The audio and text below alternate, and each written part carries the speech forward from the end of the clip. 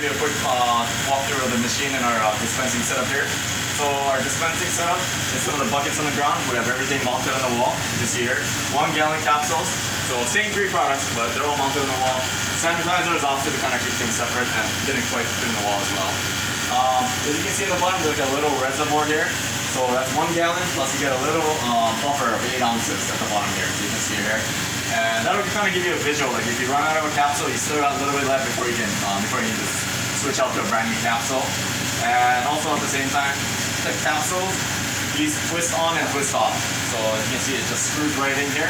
And there's like a little valve in there, so it'll, well, it shouldn't drip necessarily. So like a brand new capsule, you twist off the cap. Okay. And you just push it straight in. It might be a little trickle, but most of the time it won't drip anything at all. Put it right in, and it's gonna screw right on there. And the number will line up where it's supposed to be. Okay. And then the number and the color is gonna match up to each product. So you can see the red, blue, and then the yellow for the sanitizer. Let's see.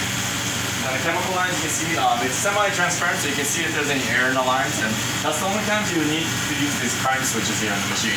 So in case you ran out of product and you put a brand new capsule in, there's air in the lines, you might want to hit the prime switch to get rid of the air. And most likely, the one that's going to be needed is a sanitizer, I think. So come inspection time or whatnot, if you run out of product and you just put a brand new capsule in, make sure you hit the prime switch, get all the air bubble out, and then it'll cycle through. Otherwise, you're going to be spending all number of times around, trying to get all the air out. And the operation of the machine should be pretty similar to the previous one.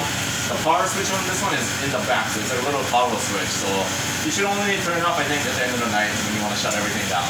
But when you come in the morning, first thing, turn on the toggle. And a lot of times it'll start running, but you hit the fill button. You can see it right here. You can fill up the water right up to this line, so you can kind of visualize how much water it's going to be.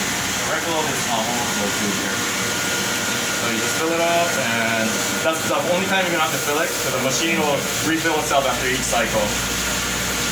And as the machine runs through it, you'll see it, this part's going to pull up, it lets all the dirty water out, and then after that it's going to fill up with fresh water where it's going to rinse and sanitize in the final cycle. And I'm going to stop the machine to show you here. If you ever don't see the water here, or stuff's coming out dirty or whatnot, take a look right in here. This is a stopper basically, like a sink stopper essentially. Right. If you see like seeds or food debris or whatnot stuck in there, that could be the cause of like water not staying in the tank. So debris. Yeah. And then also, here, really quick, the screen is in here too. The pump intake screen. So make sure this is all cleaned out. Every shift, or at least end of the night, make sure it's cleaned out. And lastly, the cleaning portion. Yeah, so the machine itself, if you wanted to clean this, there's 2 spray arms, top and bottom. Same operation. There's clips that hold this in, so you just do a quarter turn on each side, and then the arm will pop right off. And the spray arm, make sure the nozzles are clear, otherwise the water's not going to shoot out the cleaner. So make sure it's cleaned out, and the end caps come off as well. And since you don't have any tools lying around, I like to use the edge of the machine here for the flat area, and you just turn, and you can turn the cap. It's a slotted cap essentially.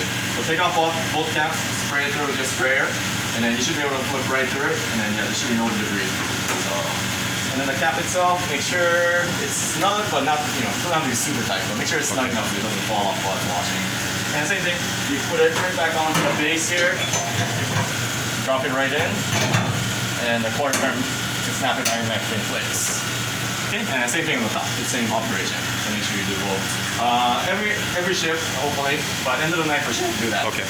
And end of the night, just let all the water out, just let it all dry out with the door open. That way it doesn't get all moldy and dirty. And that's a quick rundown on the basic operation of the machine. Okay, thank you, Shige. Yeah, thank you.